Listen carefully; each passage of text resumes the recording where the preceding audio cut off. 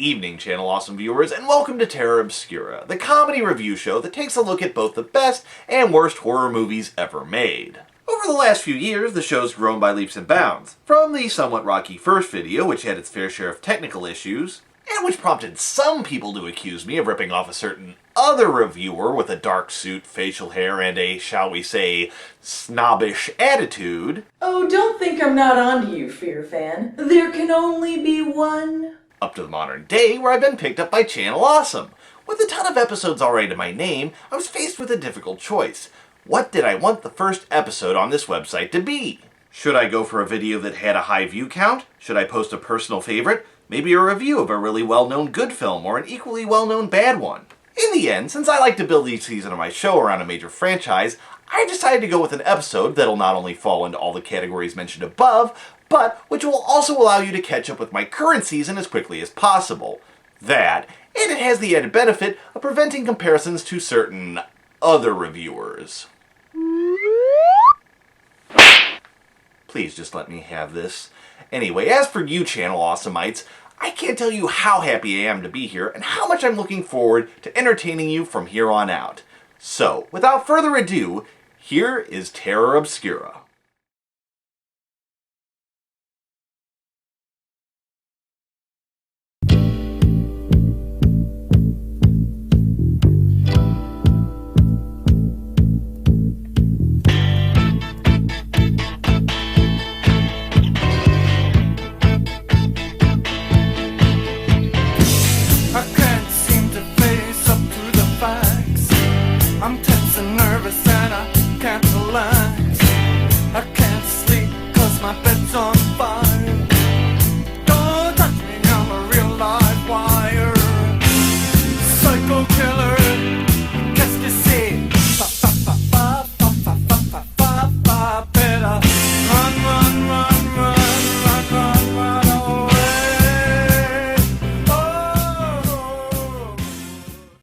Hello ladies and gentlemen, and welcome to Terror Obscura, the show where we look at the best and worst horror has to offer. I'm your host, the Fear Fan, and thanks for tuning in.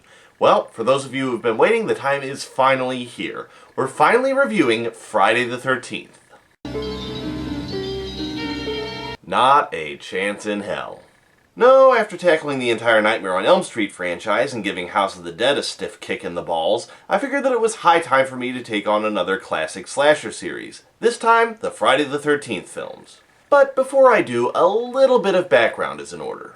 Oddly enough, the story of the Friday the 13th series doesn't start with the first film, but rather 2 years before its release, when John Carpenter's Halloween hit theaters. The movie was a huge success with horror fans, and as with any other success story, a whole crapload of imitations sprang up to pound whatever life and originality the idea had into the ground. But while everybody else was doing their best to suck the very concept of a slasher film dry, there was at least one person watching who not only wanted to make an imitation, but they wanted to make a good one.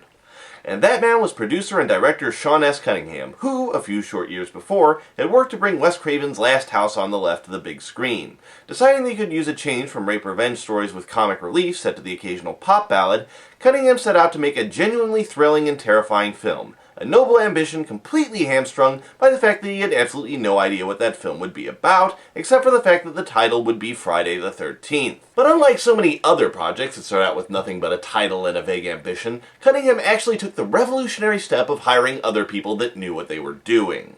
After securing a script and promptly slapping the Friday the 13th title onto it, Cunningham went to work hiring a talented cast and crew, including skilled composer Harry Mancini and special effects icon Tom Savini.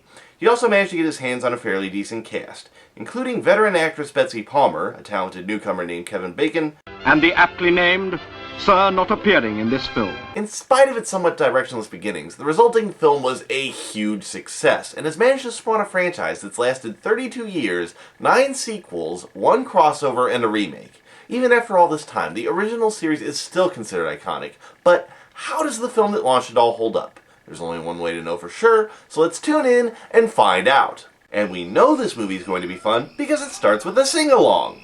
The river of Jordan is deep and wide. Hallelujah. Milk and honey on the other side. Hallelujah. And and judging by the looks they're giving each other, the River Jordan gets them incredibly horny. Thank God we didn't hear Kumbaya, otherwise we'd have an orgy on our hands. Hormones driven to a fever pitch by the sensual rhythms of Hang Down Your Head Tom Dooley, the two head someplace a little more private. Unfortunately, their hanky-panky is cut short by a murderous POV shot, and we're treated to several classic serial killer escape tactics. These include dodging back and forth around an object, only to be surprised that yes, the killer is still there, and trying to fend them off with small, obviously empty cardboard boxes. When this proves shockingly ineffective against her unseen assailant, she falls to the ground screaming as the POV shot zooms toward her mouth, leading me to believe that either A, the killer wants to take a closer look at her molars, or B, they plan to kill her by jamming their face down her throat. Sadly, before we can find out one way or the other, the scene fades out, and we're treated to the title screen that launched a franchise. Hey, you broke my screen, you dick. You're paying for that. Meanwhile, back in the present, which bears a suspicious resemblance to 1980, one of our main characters, Annie, stops to ask for directions to Camp Crystal Lake. Hi, girl. Excuse me. Hi, boy. Hey, you speak English? How far is it to Camp Crystal Lake? That far, huh? Okie dokie. See you later. Cute, but it's a shame she can't hear what the dog's actually saying. Hi, girl. Excuse me. Hi, boy. Hey, you speak English? How far is it to Camp Crystal Lake? That far, huh? Okie dokie. See you later. Deciding that the canine version of OnStar may not be entirely reliable, she stops by a local diner, and after getting the typical "we don't get many outsiders around here" treatment, she manages to secure a ride. Of course, that doesn't mean she can't stick around and enjoy some of the local color, like Crazy Ralph. You're going to Camp Blood, ain't you? God damn it, Ralph, get out of here. Go on, get. Leave people alone. You'll never come back again. Oh, shut up, Ralph. It's got a death curse. Seriously, I've got to wonder if these communities just hire creepy old people to wander around, delivering ominous warnings to whatever teenagers they happen across. And if so, how do I apply? Also, it kind of undermines your ominous warning when they see you pedaling away on your little blue bike afterward. Of course, her ride does a decent job of salvaging the mood by telling her about the camp's misfortunes, including a drowned child, a few murders, and a bunch of fires. He's even nice enough to drop her off at the local cemetery because, hey, let's face it, we all know that's where she's going anyway. We also get to meet the rest of the characters, including Ned, the stereotypical goof-off, Marcy, who was tragically born without a horror movie stereotype, and Kevin Bacon, who, for the purposes of this review, will be referred to as Kevin Bacon. And as they drive along to some of the crappiest banjo music I've ever heard, seriously, listen to this.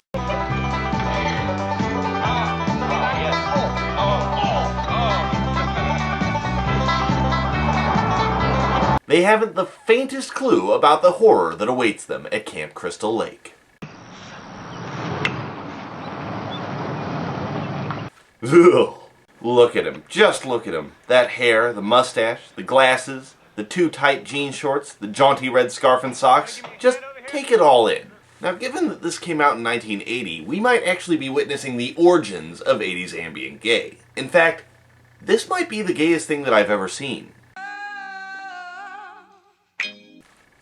Second gayest thing I've ever seen. This solid chunk of pure manliness is Steve Christie, owner of the camp, and despite looking like he sneezes glitter, he's actually sleeping with Alice, who, as the cutest/blandest one there, will serve as our court-appointed survivor girl. Rounding out the cast are Bill and Brenda, whose jobs include painting, fixing up the archery range, and padding out the body count. So after dressing in something slightly less fabulous, Steve heads to town for some supplies, leaving the counselors to the serious business of getting the camp in order. Ta-da! Or nearly doing the killer's job for him. You know, if you guys start killing each other, it's just going to make cleaning up that much harder. Want to see my trick shot? It's even better. Actually, yes. Yes, I would. So, while our other counselors are enjoying their impromptu reenactment of Lord of the Flies, we catch up with Annie as she hitches a ride with a wandering POV shot. Once she's inside, she wastes no time demonstrating her ability to blather to anyone about anything. Guess I always wanted to work with children. I hate when people call them kids. Sounds like little goats. But when you've had a dream as long as I have, you'll do anything. Jesus, first the dog, then the truck driver, and now an anonymous camera angle? The driver didn't even say anything to you. Anyway, like the audience, the driver is soon overcome with the compulsion to kill Annie. One incredibly graceful bailout later, we have a standard issue horror movie chase, complete with twisted ankles, and a few thoughtful falls to let the killer catch up. When they do, we get our first kill of the film.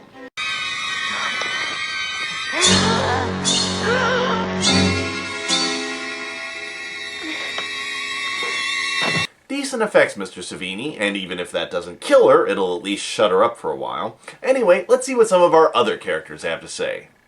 Now, if you were a flavor of ice cream, what would it be? Rock and roll. Hey! You know, something tells me I'll be missing Annie before too long. So, after another dipshit prank by Ned, watched over by our old buddy the POV shot, we get what's oddly enough the movie's most disturbing sequence, although probably not for the reasons you're thinking. When Alice heads back to her cabin, she runs into a harmless black snake and naturally freaks the hell out. This of course brings everyone else running, and they all wind up trying to get the snake. It's a fun sequence, and it shows us a little more of our characters' personalities, but there's one little problem with it. The way it ends.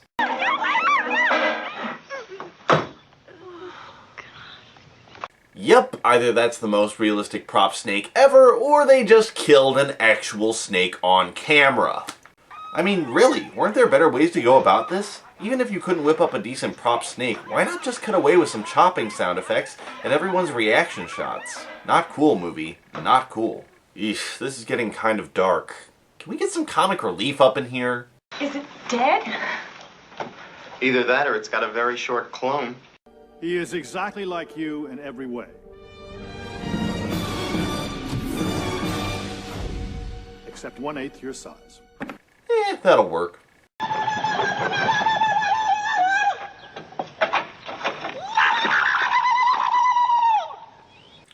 Too much. Anyway, after a pointless scene with a local cop, we learn that snakes aren't the only thing infesting the cabins.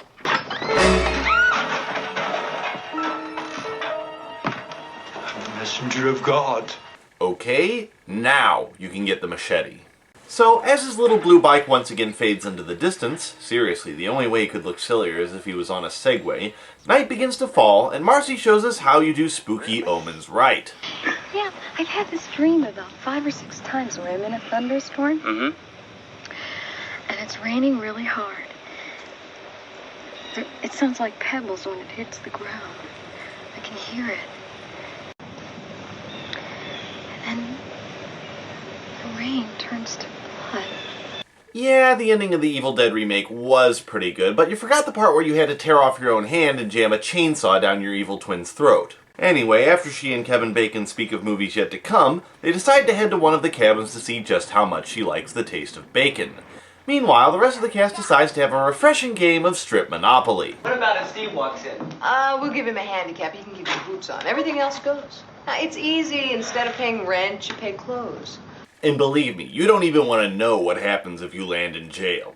Meanwhile, Marcy discovers that bacon is indeed a pork product.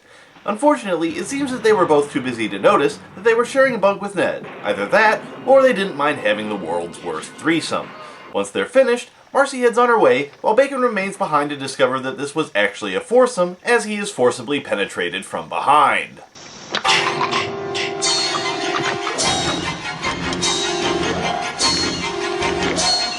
To be honest, I don't blame the killer. If I was trapped under a bed while people had sex on top of me, I'd probably want to kill somebody too.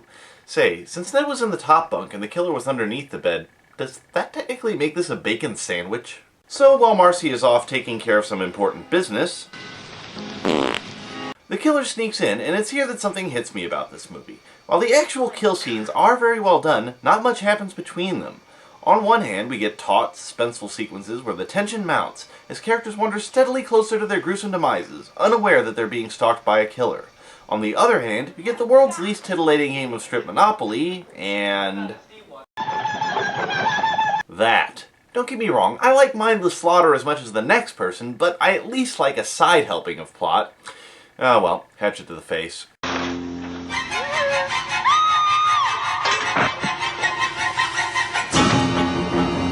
Anyway, back at the interesting part of the movie, a sudden gust of wind knocks the door open just before Alice can lose her top and her survivor girl status along with it.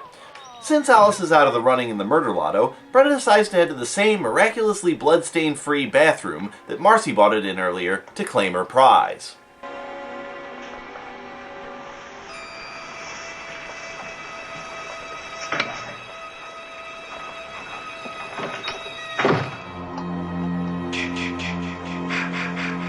Aw, to be honest, it makes me a little sad for the psycho.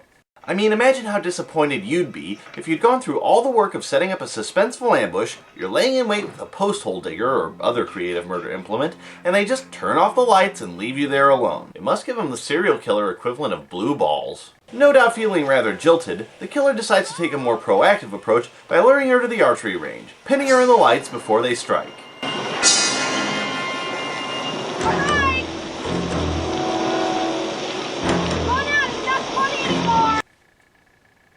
Before they strike?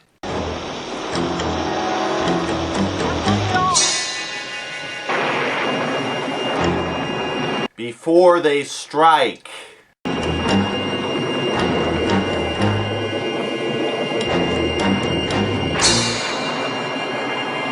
Jesus, are you waiting for her to die of old age? She's not going to kill herself, you know. Maybe you should have left Ned alive. Let's face it, he probably would have at least taken out one or two accidentally by now. Besides, admit it, you'd probably pay good money to see a movie where this goes around killing people. Anyway, by now, Alice and Bill start to notice that they're a few people short of a strip Monopoly game and decide that a quick once-over of the camp is in order. After happening across a few things that are a tiny bit out of order, such as blood-soaked murder weapons, cut phone lines, and sabotaged vehicles, they come to the only conclusion that they can. Don't worry. Probably some stupid explanation for all this. Like what? We'll be laughing about this tomorrow. Or they just brush it all off because obviously there must be some hilarious explanation for somebody wanting to isolate them from the outside world and stash obviously used murder weapons after 5 of their fellow counselors have gone missing. Nobel Prize laureates, they are not. Either way, help's on the way in the form of Steve, jogging boldly through the night in his bright yellow rain slicker. And for those of you wondering where he's been, well, I hope you can forgive me for omitting the breathtaking subplot where he orders a cup of coffee, tips his waitress, gets his car stuck in a ditch, accepts a ride from a friendly police officer, then makes small talk before getting dropped off because, hey, he's close enough. All of that, plus the non-stop excitement of strip Monopoly might have proved too thrilling. Anyway, having finally reached the camp, he's greeted by our old friend the POV shot, who he's apparently on pretty good terms with. Oh, hi. What are you doing out in this mess? Wait, did it just stab you or kick you in the balls? Either way, at least it didn't decide to headbutt you to death like that one girl. So, with Steve either dead or nursing his family jewels, the POV sabotages the generator, which of course prompts them to split up, with Bill heading off alone. Because hey, why would they want to stick together?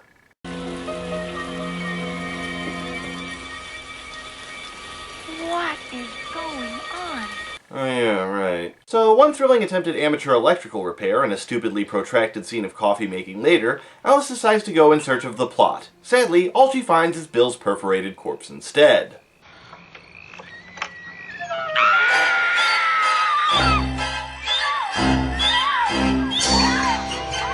Wait, 3 arrows? Want to see my trick shot? It's even better.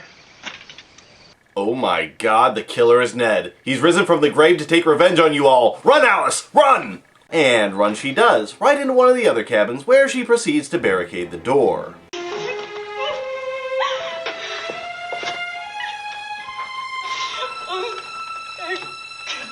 And barricade the door.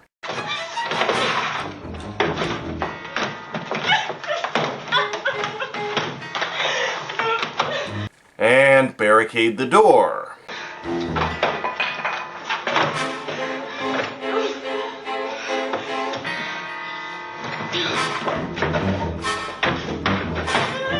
Okay, Alice, I know you're new to the whole someone trying to kill you thing, but A, that door opens outwards, so I'm pretty sure none of the stuff you're piling up is actually going to stop it from opening, and B, I'm pretty sure there are actually other doors into the same cabin. And even if there aren't, there are plenty of windows. See, Brenda gets it. Although I'm still no clearer on exactly how she was killed. Anyway, I suppose Alice is in the same boat because after gawking at the corpse for a truly inordinate amount of time, she hears a car outside and rushes there to discover that it's...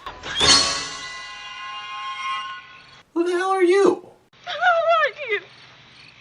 Well, I'm Mrs. Voorhees, an old friend of the Christies. Isn't it a little late in the game to be throwing a new character at this movie? And hey, wait, what was that last name again? I'm Mrs. Voorhees. Yep, that's right. Our new addition to the cast is actually Jason's mother, and the one who's been killing off camp counselors this whole time. Apparently, after her son drowned, she's decided that indiscriminate slaughter was the best way to keep the camp closed.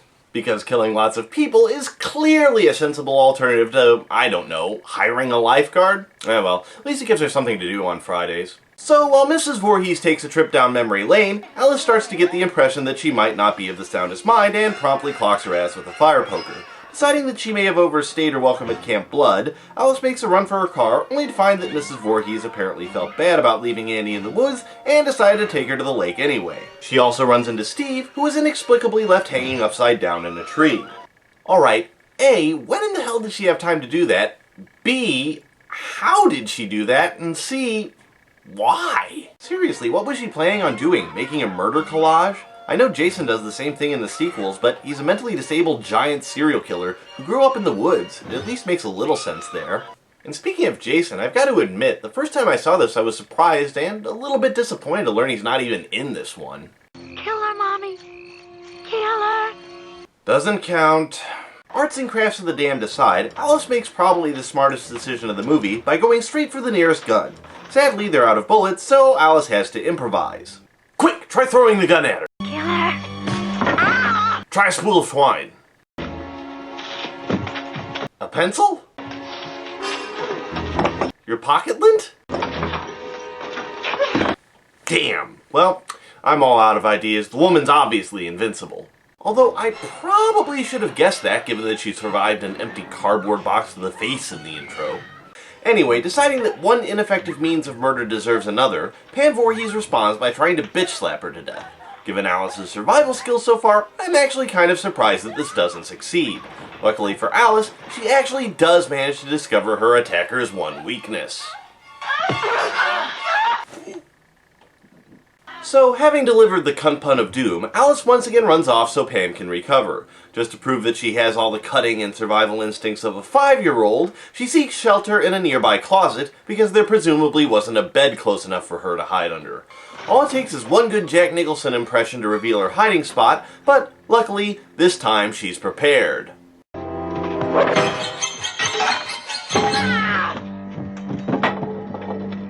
And that might be the only time in horror movie history where pot has actually saved a character's life. So, since Pam is having nap time in a pool of her own head blood, Alice decides that she's got plenty of time to take a walk, go to the bank, and maybe grab a snack before she wakes up. Unfortunately, that proves to be a mistake as Mrs. Voorhees attacks yet again, this time probably wondering why Alice doesn't just kill her, or at least tie her up already. Seriously, why are you even fighting back? We've already established that she's invincible.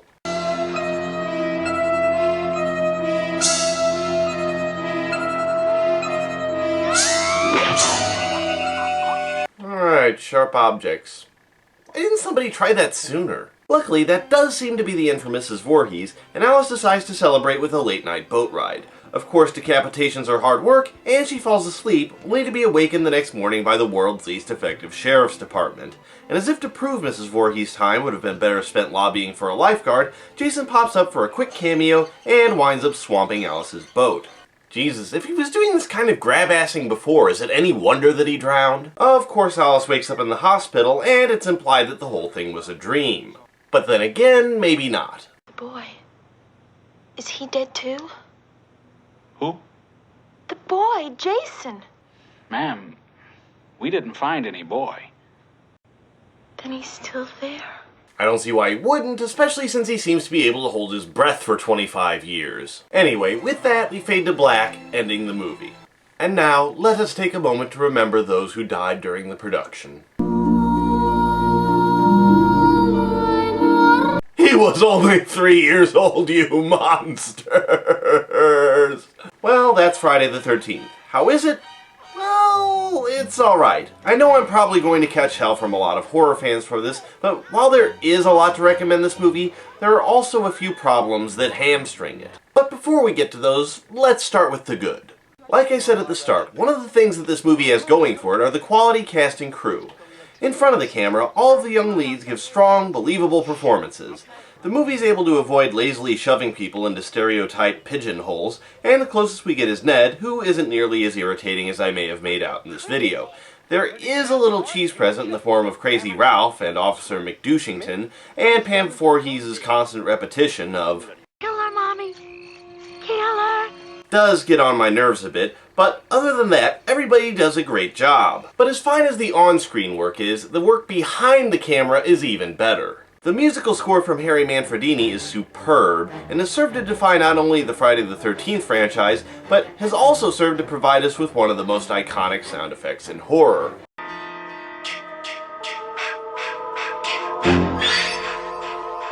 For those of you who are wondering, that classic audio cue actually comes from Pam Voorhees' mantra of "Kill her, Mommy." Apparently, Manfredini originally wanted to hire a chorus for his score, but when the budget wouldn't allow it, he sat down and recorded his own voice saying the K sound from kill and the M sound from mommy. In other words, anybody insisting that it's chi ha ha ha is a dumb ass. On top of all of this, Sean S. Cunningham's directing is spot on. As I've said earlier, the stalking sequences and the kills are excellently paced. On top of that, everything is always perfectly lit.